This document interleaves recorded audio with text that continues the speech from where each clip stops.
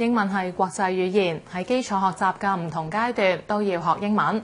有教英文嘅老師就話，近年小學教英文嘅方式變得多元化，學生水平都有所提高。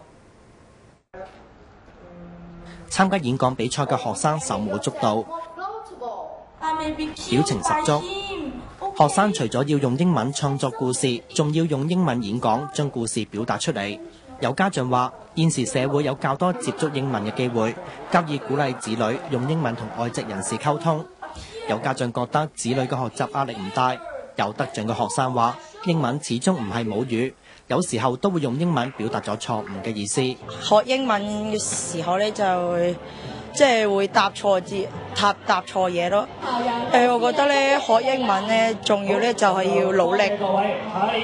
唔努力咧就係唔努力咧都唔會學到英文嘅。有英文老師話，本澳係旅遊城市，對英文嘅要求提高。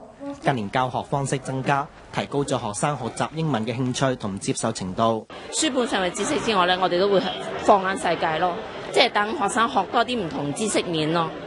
所以就係嗰個深度係比以前係深咗好多嘅。有活動教學啦，分組教學啊，要同學做好多嘅角色扮演啊，等等唔同嘅，嚟提升嗰個學生嘅嗰個自信心咯。即係等佢多啲機會表現，即係講多啲。因為學英文你除咗寫之外，講都好緊要㗎嘛。而主辦單位話，近年本澳嘅英文水平上升，喺一啲跨地區嘅比賽亦都有獲獎。今次比賽有60個已經係寫作比賽篩選出嘅學生參加，3個組別嘅金、銀、銅獎可以出線參加大中華區嘅比賽。澳門電視台記者陳子希報導。